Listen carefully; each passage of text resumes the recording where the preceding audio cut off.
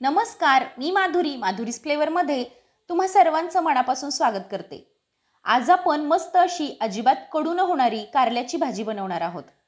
आता कारली म्हटलं की कोणालाच आवडत नाहीत, कारण ती चवीला कडू असतात। पण कारलं हे आरोग्यासाठी खूप फायदेशीर आहे, म्हणून सगळ्यांनी खाल्ली पाहिजेत। आता या पद्धतीने कारली एकदा नक्की करून बघा, सगळे आवडीने खातील आणि कडू देखील होणार नाही। चला तर रेसिपीला सुरुवात करूयात। आता इथं मी कारलं घेतलं आहे आणि याला आपल्याला गोल आकारामध्ये असं कट करून घ्यायचं आहे। कारल्याचे जे स्लाइस आहेत ना, ते एकदम पातळ करून घेतले तरी चालेल।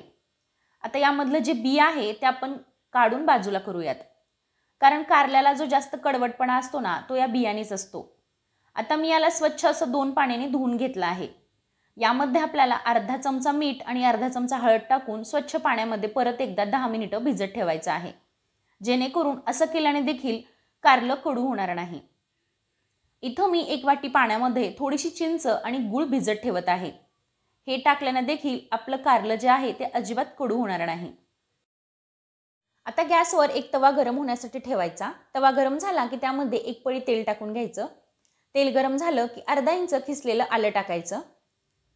आता आल्याला कच्चेपणा जाईपर्यंत परतून घ्यायचं आणि जे मिठाच्या आणि हळदीच्या पाण्यामध्ये कारलं भिजत ठेवलं होतं, त्याला परत एकदा 2 पाण्याने स्वच्छ धुवून घ्यायचं आणि ते कारलं यामध्ये टाकून याला 2 मिनिटं परतून घ्यायचं।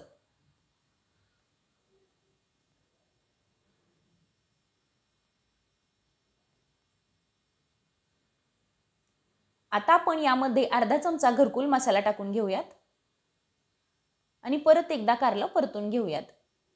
आता 2 मिनिटं झाकण ठेवून याची आपण मीडियम फ्लेमवर वाफ काढून घेऊयात। आता 2 मिनिटांनंतर तुम्ही बघू शकता कारलं आणि मसाला पूर्णपणे एकत्र मिक्स झाला आहे। आता एका प्लेटमध्ये आपण हे कारलं बाजूला काढून घेऊयात।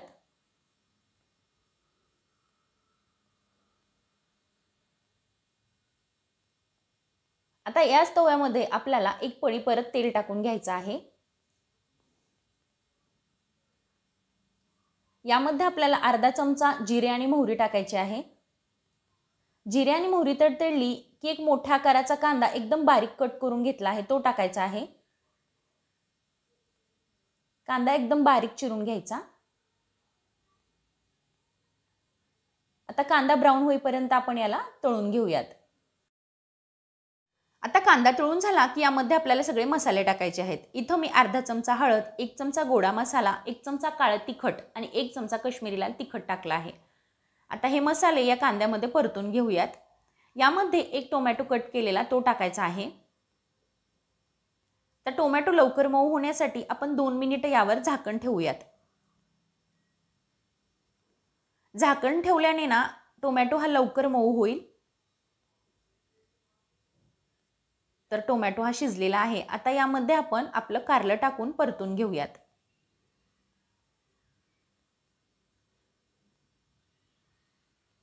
आता परत एकदा यावर झाकण ठेवून आपण 2 मिनिट याची चांगली वाफ काढून घेऊ।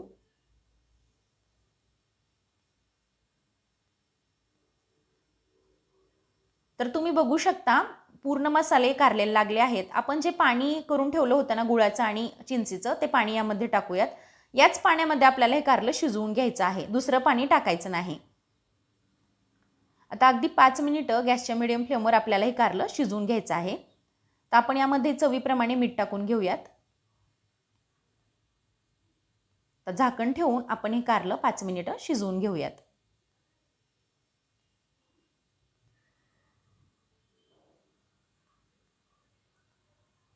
तर आता 5 मिनिटं झाले आहेत, झाकण काढून बघते मी।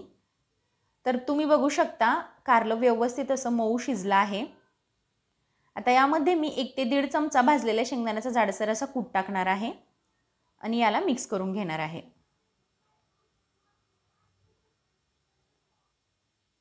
अगदी लहान मुलं सुद्धा खातील अशा प्रकारे होतं हे कारलं। या पद्धतीने नक्की करून बघा।